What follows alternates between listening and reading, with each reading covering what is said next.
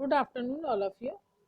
आज मैं बितान का पहले पार्ट का सेकंड पार्ट स्टार्ट कर रही हूँ पेज नंबर 4 से। तो स्टार्ट करती हूँ। बात पैदा करना बहुत कठिन है, बड़ा कठिन है, परंतु लता के साथ यह बात अत्यंत सहज और स्वाभाविक हो बैठी। तो पीछे हमने जो पढ़ा था, यह बात पैदा करना बहुत कठिन है परंतु लता के साथ यह बात अत्यंत सहज स्वाभाविक हो बैठी। जो गाना गाने की लय थी और उनका स्वर था, वो सब सहज ही हो गया। उनको पता ही नहीं पड़ा, उनके उसमें इतना गाने में इतनी मिठास थी, इतनी उनको अंदर गाने की लय कला मग्नता थी, तो उन्हें स्वाभाविक ही बैठ गई थी। उन्हें खुद को नहीं था, सिर्फ लगन से। ऐसा माना जाता है कि लता के गानों में करुण रस की एक विशेष प्रभावशाली रीति से व्यक्त होता है, पर मुझे खुद यह बात नहीं पड़ती। मेरा अपना मत है कि लता ने करुण रस के साथ उतना न्याय नहीं किया। बजाय इसके मुग्ध श्रृंगार की अभिव्यक्ति करने वाले मध्य और द्रुतलय के गाने लता ने बड़ी उत्कटता से गाए हैं। मेरी दृष्टि से उसके गायन में एक और कमी है, तथापि यह कहना कठिन होगा कि इसमें लता का दोष कितना है और संगीत दिग्दर्शकों का दोष कितना है। लता का गाना सामान्यतः ऊंची पट्टी 2 में रहता है। गाने में संगीत दिग्दर्शक उसे अधिकाधिक ऊंची पट्टी में गवाते हैं और उसे अकारण ही चिल्वाते हैं। तो यहाँ से स्टार्ट करती हूँ। ऐसा माना जाता है, लेखक कहता है ऐसा माना जाता है कि लता के गानों में करुण रस का अर्थ होता है करुणा से भरा काव्यानंद, विशेष प्रभावशाली रीति से व्यक्त होता है। पर मुझे खुद यह बात नहीं पड़ती, उन्हें खुद नहीं ऐसा लगता है, समझ में नहीं आता कि उनका मत है कि लता ने करुण रस के साथ उतना न्याय नहीं किया है। बजाय इसके मुग्ध श्रृंगार रस, मतलब उसमें जो श्रृंगार रस के हैं उसमें अभिव्यक्ति करने वाले मध्य में द्रुत तलय के गाने गाते हैं। तो मुग्ध श्रृंगार मन को रिझाने का है ना, प्रेम वाले गाने। तो द्रुत तलय का अर्थ होता है तेज धुन वाले। तो गाना गाए हैं उत्कटता यानी तेजी से गाने वाले, व्याकुलता से भरे वाले। मेरी दृष्टि से उसके गायन में भी एक और कमी है, तथापि ये कहना कठिन है। इसमें लता का दोष कितना है और संगीत दिग्दर्शकों का दोष कितना है। तो संगीत दिग्दर्शकों मतलब देखने वाले सुनने वालों का कितना है, यानी निर्देशकों का, संगीत देने वालों का। लता का गाना सामान्यतः ऊंची पट्टी 2 में रहता है। गानों में संगीत दिग्दर्शक उसे अधिकाधिक ऊंची पट्टी में गवाते हैं।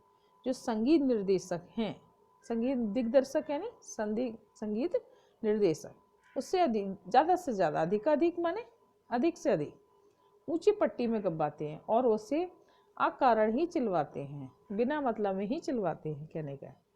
सेकंड इसका पैराग्राफ, यह प्रश्न उपस्थित किया जाता है कि शास्त्रीय संगीत में लता का स्थान वो कौन सा है। मेरे मत से यह प्रश्न खुद ही प्रयोजनहीन है। उसका कारण यह है कि शास्त्रीय संगीत और चित्रपट संगीत में तुलना हो ही नहीं सकती। जहाँ गंभीरता शास्त्रीय संगीत का स्थायी भाव है, वहीं जलद लय थर्ड और चपलता चित्रपट संगीत का मुख्य गुणधर्म है। चित्रपट संगीत का ताल प्राथमिक अवस्था का तालमेल होता है, जबकि शास्त्रीय संगीत में ताल और परिष्कृत रूप में पाया जाता है। चित्रपट संगीत में आधे तालों का उपयोग किया जाता है। उसकी लयकारी बिल्कुल अलग होती है, आसान होती है और किसी और गीत और आघात में ज़्यादा महत्व दिया जाता है। सुलभता और लोचफोर को अग्रस्थान दिया जाता है। तथापि चित्रपट संगीत गाने वाले को शास्त्रीय संगीत की उत्तम जानकारी होना आवश्यक है और लता के पास निसंशय 3-3.5 मिनट के गाए हुए गाने हैं। तो पहले इसका अर्थ बताते हैं। एक प्रश्न उपस्थित किया जाता है कि शास्त्रीय संगीत में लता का स्थान कौन सा है। मेरे मत से, लेखक कहता है मेरे मतानुसार प्रश्न खुद ही प्रयोजनहीन है। ये प्रयोजनहीन है नहीं, बिना किसी उद्देश्य के बेकारी ही है। इसका कारण यह है कि शास्त्रीय संगीत और चित्रपट संगीत की तुलना हो ही नहीं सकती, हो ही नहीं सकती है, मतलब एक दूसरे से अलग है, भिन्न है। तो तुलना तो उनसे उनकी की नहीं जा सकती है। जहाँ गंभीरता शास्त्रीय संगीत का स्थायी भाव है, शास्त्रीय भाव में गंभीरता होती है, वहीं जलद लय और चपलता चित्रपट यानी सिनेमा में होती है। ये उनका गुण धर्म है। चित्रपट संगीत का ताल प्राथमिक अवस्था का ताल है, जबकि शास्त्रीय संगीत में ताल परिष्कृत रूप में पाया जाता है। तो इसमें परिष्कृत यानी संवरे हुए रूप में, सुधरे हुए रूप में कहना चाहिए। चित्रपट संगीत में आधे तालों का उपयोग किया जाता है। उसकी लयकारी बिल्कुल अलग होती है, उसकी लय भी अलग होती है, आसान होती है। यहाँ गीत और आघात को ज़्यादा महत्व दिया जाता है। यहाँ पर गीत और आघात, आघात यानी चोट को अधिक महत्व दिया जाता है। सुलभता और लोच को अग्र स्थान दिया जाता है। तो सुलभता माने आसानी, लोच माने स्वरों की बारीक प्रयोग, स्वरों को जहाँ बारीक प्रयोग किया जाता है को मतलब आगे स्थान दिया जाता है। तथापि चित्रपट यानी सिनेमा गानों में शास्त्रीय संगीत की उत्तम जानकारी होना आवश्यक है, और वह लता के पास निसंशय है। तो लता को इसकी जानकारी अच्छी है। 3-3.5 मिनट में गाए हुए, आगे नेक्स्ट पेज।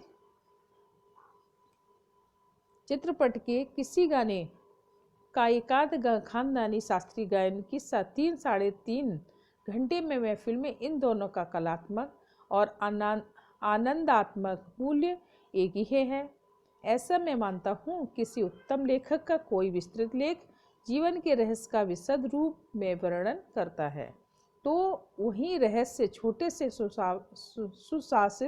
सुभाषित का या नन्ही सी कहावत में सुंदरता का परिपूर्णता को प्रकट हुआ भी दृष्टिगोचर होता है। उसी प्रकार 3 घंटों की रंगदार महफिल का सारा रस लता की 3 मिनट की ध्वनि मुद्रिका में आस्वादित किया जा सकता है। उसका एक एक गाना एक संपूर्ण कलाकृति होता है। स्वर, लय, शब्दार्थ का वहाँ त्रिवेणी संगम होता है, और महफिल की बेहोशी उसमें सफाई रहती है। वैसे देखा जाए तो शास्त्रीय संगीत क्या और चित्रपट संगीत क्या, अंत में रसिक को आनंद देने में सामर्थ्य किस गाने में कितना है, इस पर कहना उसका महत्व ठहरना उचित है। मैं तो कहूँगा कि शास्त्रीय संगीत में भी रंजक न हो तो बिल्कुल ही नीरस ठहरेगा, अनाकर्षक प्रतीत होता है, उसमें कुछ कमी सी प्रतीत होती है। गाने में जो गानपान होता है वह केवल शास्त्रीय बैठक में पक्केपन में वजह से ताल स्वर के निर्दोष ज्ञान के कारण नहीं, गाने में सारी मिठास, सारी ताकत, उसकी रंजकता। तो इसमें इसका पहले अर्थ मैं बताऊंगी आप लोगों को। चित्रपट के किसी गाने का एकाध खानदानी शास्त्रीय गायक की 3-3.5 घंटे की महफिल, खानदानी का अर्थ होता है खानदान से प्राप्त गुण, जो मतलब उनके बाबा या दादा जो गाते चले आए उनके परिवार में। महफिल का अर्थ होता है सभा। तो सिनेमा के किसी गाने का एकाध खानदानी यानी उनके परिवार का शास्त्रीय गायक जो 3-3.5 घंटे में महफिल यानी सभा, इन दोनों का कलात्मक और आनंदात्मक मूल्य एक ही है। ऐसा वह लेखक मानता है किसी उत्तम लेखक का कोई विस्तृत यानी बड़ा लेख जीवन के रहस्य का विशद रूप में वर्णन करता है। तो उसमें मुग्ध करने वाला विस्तृत लेख यानी लंबा चौड़ा, विशद यानी व्यापक, तो व्यापक उसका रूप वर्णन करता है। तो यही रहस्य छोटे छोटे सुभाषित का या नन्ही की कहावत में सुंदरता और परिपूर्णता से प्रकट हुआ भी दृष्टिगोचर होता है। तो कहने का है, तो वही रहस्य उसके जो हैं, तो ये छोटे छोटे जो रहस्य हैं वो भी वही दिखाई देते हैं। और नन्ही सी कहावत में यानी छोटी सी कहावत में सुंदरता से परिपूर्ण प्रकट हुआ दृष्टिगोचर यानी दिखाई देता है। उसी प्रकार 3 घंटों में रंगदार महफिल यानी जो सभा है का सारा रस लता की 3 मिनट की आवाज में वह मग्न, उसका आस्वादित यानी उसका आनंद लिया जा सकता है। उसका एक एक गाना एक पूर्ण कलाकृति होता है। उसका गाना भी एक बड़ा ही कलाकृति, संपूर्ण कलाकृति, अपने आप में पूरी कला रचना है, कहने का अर्थ है। स्वर लय शब्दार्थ का वहाँ त्रिवेणी का संगम होता है और महफिल में बेहोशी उसमें समाई रहती है। मतलब इतने लीन हो जाते हैं, इतने गहराई में डूब जाते हैं कि उसमें पूरी तरह से वही मग्न हो जाते हैं। वैसे देखा जाए शास्त्रीय संगीत क्या और चित्रपट संगीत क्या, वैसे देखा जाए तो शास्त्रीय संगीत क्या है और सिनेमा के गीत क्या है। अंत में रसिक को आनंद में सामर्थ्य किस गाने में कितना होता है, यानी जो उसमें रस लेना चाहता है ना, रसिक यानी जो आनंद लेता है गीत में कितना लेना चाहता है, इस पर उसका महत्व ठहरता है। तो लेखक कहता है शास्त्रीय संगीत भी रंजक न हो, मतलब इतना वो न हो, इतना रंजक न हो जो दिल को लुभाने वाला। रंजक हो मतलब रंजक मतलब होता है दिल को लुभाने वाला। नीरस मतलब होता है रसहीन, जिसमें कोई आनंद ही ना हो, अनाकर्षक जो आकर्षक ना हो। तो कहने का बिल्कुल भी नीरस ठहरेगा, जिसमें कोई आनंद ही नहीं हो। मतलब गाने गा रहे हैं बेस, मतलब समझ में कुछ आ नहीं रहा है उसमें, मतलब कोई आनंदित नहीं हो रहा है, कहना चाहिए। अनाकर्षक यानी व्यर्थ प्रतीत हो रहा है, सुना ही नहीं, समझ में नहीं आ रहा है, उससे कभी कमी सी प्रतीत होती है। गाने में जो गानपान होता है वो केवल शास्त्रीय बैठक के पक्केपन की वजह से, ताल सुर निर्दोष ज्ञान के कारण नहीं, गाने की सारी मिठास, सारी ताकत, उसकी रंजकता। तो रंजकता का अर्थ बता ही दिया, जो दिल को लुभाता हो। नेक्स्ट पेज पर मुख्यतः अवलंबित रहती है। और रंजकता का मर्म रसिक वर्ग के समक्ष कैसे प्रस्तुत किया जाए, किस रीति से उसकी बैठक बिठाई जाए और श्रोताओं से कैसे संवाद साधा जाए, समाविष्ट है। किसी मनुष्य का अस्थि पंजर और एक प्रतिभाशाली कलाकार द्वारा उसी मनुष्य का तैल चित्र, इन दोनों में जो अंतर होगा वही गायन के शास्त्रीय ज्ञान और उसकी स्वरों द्वारा की गई सुसंगत अभिव्यक्ति में होगा। तो कहने अविलंबित का अर्थ होता है टिकी हुई, समक्ष माने सामने। इस पैराग्राफ के बताते हैं, बैठक बिठाना यानी तालमेल बिठाना, सुसंवाद साधना यानी आपस में तालमेल बिठाना, समाविष्ट यानी बसा हुआ। तो चलिए बताते हैं इसका अर्थ। तो पीछे के पेज से इसमें इसकी वो लाइन स्टार्ट हुई थी, गाने की सारी मिठास, सारी ताकत, उसकी रंजकता, उसके गाने के लुभाने में मुख्यतः आलंबित होती दिखाई दी। आलंबित यानी टिकी हुई दिखाई देती है। और रंजकता का मर्म और जो मन को लुभाने का जो महत्व है, रसिक यानी सुनने, उसमें रस लेने वाला, आनंदित होने वाला, उसके सामने कैसे प्रस्तुत किया जाए, समक्ष यानी सामने कैसे प्रस्तुत किया जाए, किस रीति से, किस ढंग से उसकी बैठक बिठाई जाए, यानी मतलब कहने का है सुनने वाले कैसे महफिल जमाई जाए, श्रोताओं से कैसे सुसंवाद साधा जाए, मतलब श्रोता यानी सुनने वाले, उनको कैसे साधा जाए, इसमें समाविष्ट है। ये गानों में सब कुछ आता है। अगर आपकी लय अच्छी है, स्वर अच्छा है, गाने में मधुरता है, तो जाते हुए भी व्यक्ति बैठ जाएंगे सुनने के लिए। किसी मनुष्य का अस्थिपंजर और एक प्रतिभाशाली कलाकार द्वारा उसी मनुष्य का तैल चित्र, इन दोनों में जो अंतर होगा। तो कहने का मतलब है जो उसमें सुसंगत, तैल चित्र प्रतिभाशाली यानी गुणवान, अस्थि पंजर का अर्थ है हड्डियों का ढांचा, समाविष्ट यानी बसा हुआ, तैल चित्र माने तेलीय अंगों से बनाया हुआ, सुसंगत माने सुसंगत अभिव्यक्ति यानी तालमेल से युक्त अभिव्यक्ति। तो इसमें कहने का अर्थ है जो इसमें किसी मनुष्य का अस्थि पंजर यानी जो हड्डियों का ढांचा है, एक प्रतिभाशाली कलाकार द्वारा उसी मनुष्य का तेल चित्र यानी तेल में लगाया हुआ, तेली अंगों मतलब तेली रंगों में बनाया हुआ चित्र, तो उसमें जो प्रयोग किया जाता है, इन दोनों में अंतर क्या होगा, वही गायन के शास्त्रीय ज्ञान और स्वरों द्वारा की गई सुसंगति में दिखाई देगा। सुसंगति अभिव्यक्ति ने तालमेल से युक्त अभिव्यक्ति, उन दोनों में अंतर ही दिखाई देगा।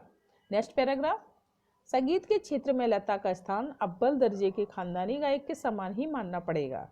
क्या लता 3 घंटों में महफिल जमा सकती है? और संशय व्यक्त करने वालों को से मुझे भी एक प्रश्न पूछना है, क्या कोई पहली श्रेणी का गायक 3 मिनट की अवधि में चित्रपट का कोई गाना उसकी इतनी कुशलता और रसोत्कटता से गा सकेगा? नहीं।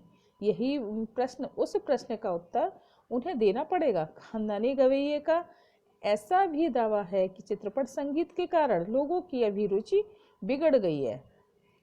चित्रपट संगीत के लोगों के कान बिगाड़ दिए हैं, ऐसा आरोप लगाया जाता है। पर मैं समझता हूँ कि चित्रपट संगीत ने लोगों का कान खराब नहीं किए हैं, उल्टे सुधार दिए हैं। ये विचार पहले से व्यक्त किए हैं और उनकी पुनरुक्ति नहीं करूँगा, यानी दोबारा नहीं कहूँगा। तो मैं इसका अर्थ बताती हूँ। संगीत के क्षेत्र में लता का स्थान अव्वल दर्जे में, मतलब सबसे आगे है गाने में, ये मानना ही पड़ेगा। क्या लता 3 घंटों की महफिल, यानी जो सभा जो जमती है, ऐसा संशय व्यक्त करने वाले में जो समझते हैं कि नहीं ऐसा लता कर पाएगी, तो मुझे उनसे एक प्रश्न पूछना। लेखक कहता है, क्या कोई पहली श्रेणी का गायक 3 मिनट की अवधि में सिनेमा का गाना उतनी ही कुशलता से और रसोत्कटता का अर्थ होता है रस से सराबोर होना, यानी डूबना, आनंदित होना, गवैया यानी गायक, तो ऐसा कोई कर सकता है? ऐसे लेखक कह रहा है, ऐसा कोई कर सकता है? उनसे खानदानी गवैये का तो ऐसा दावा है, चित्रपट संगीत के कारण लोगों की अभिरुचि बिगड़ गई है, यानी उनकी जो रुचि है वो बिगड़ चुकी है। चित्रपट यानी सिनेमा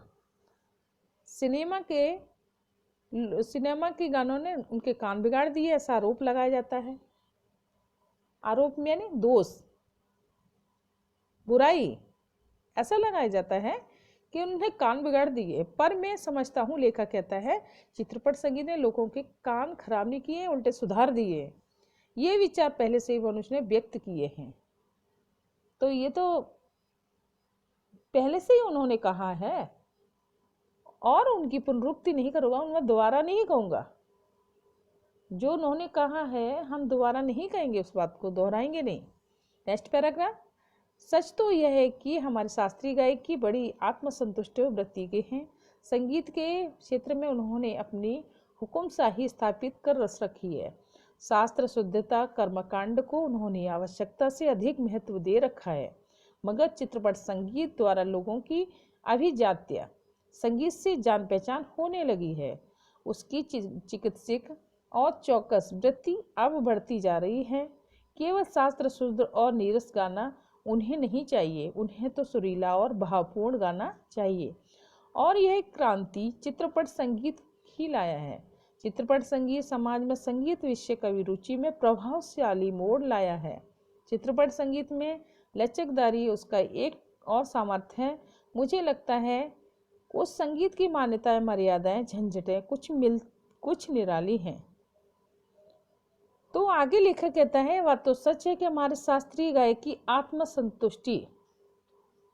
आत्मसंतुष्टि का अर्थ होता है अपने आप में संतुष्ट।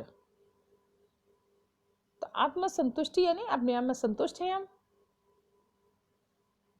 संगीत के क्षेत्र में उन्होंने अपनी हुकुमशाही स्थापित कर रखी है। शास्त्र शुद्धता के कर्मकांड को उन्होंने आवश्यकता से अधिक महत्व दिया है। शास्त्र में जो शास्त्रीय गाना गाए जाते हैं उनकी शुद्धता पर कर्मकांड में अधिक ही महत्व दे रखा है। मगर चित्रपट यानी सिनेमा के गानों के द्वारा लोगों की अभिजात्य तो जो हुकुमशाही यानी अधिकार शासन हुकूमत, शास्त्र शुद्धता का अर्थ होता है शास्त्र की दृष्टि से शुद्ध होना। कर्मकांड यानी कार्यविध। अभिजात्य का अर्थ होता है कुलीन वर्ग से संबंधित। तो अभिजात्य का अर्थ होता है कुलीन वर्ग से संबंधित। तो संगीत जान पहचान होने लगी है।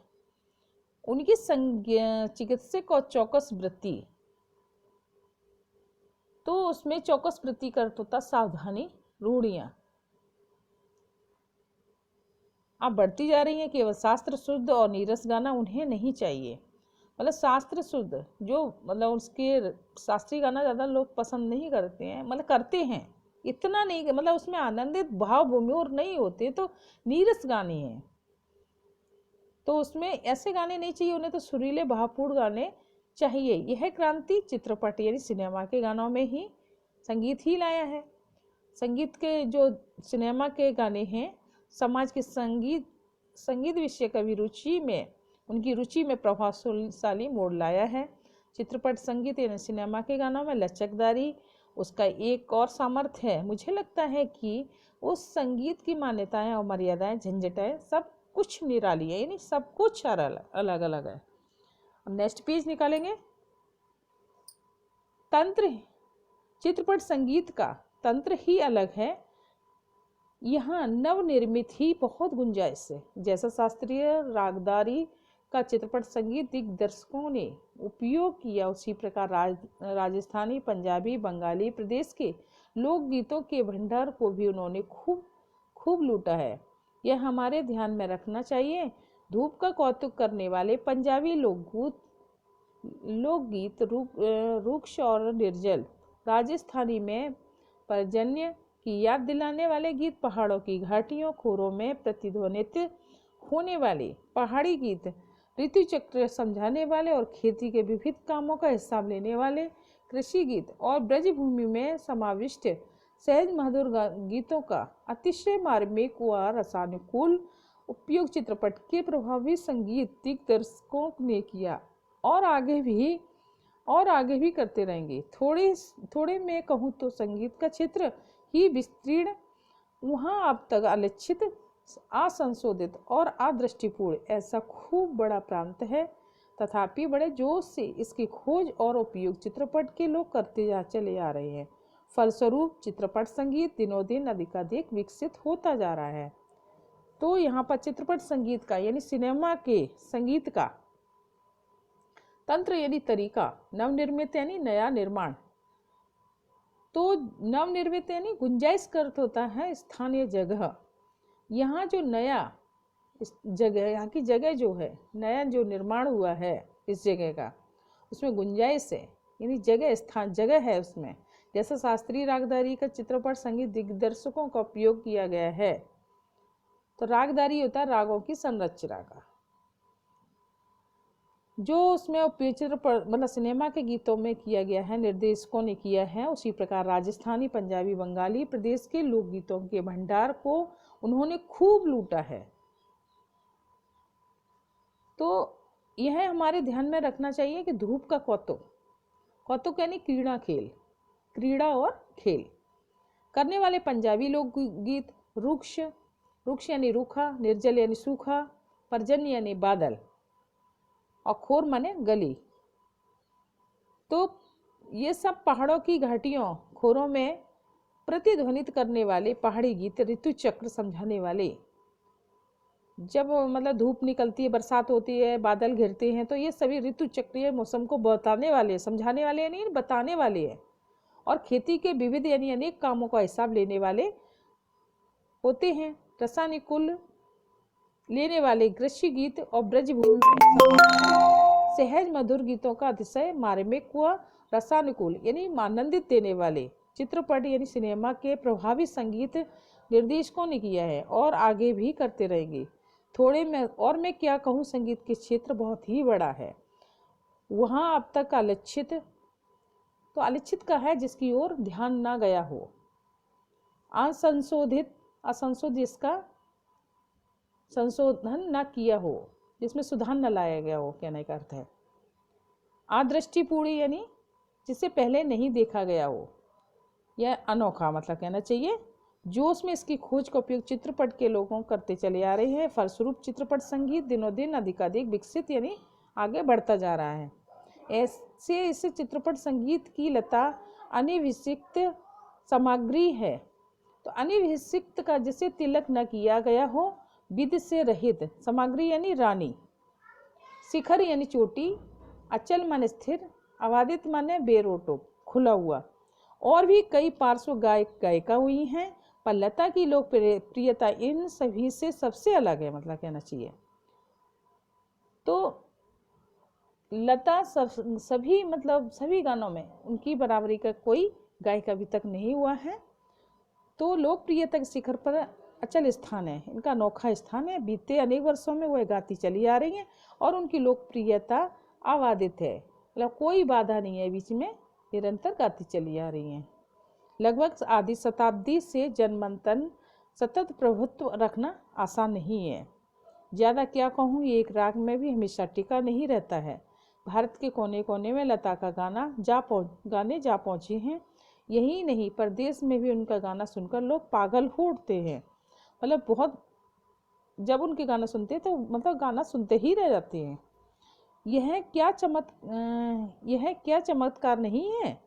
और यह चमत्कार हम प्रत्यक्ष देख रहे हैं, यानी खुद ही देख रहे हैं सामने।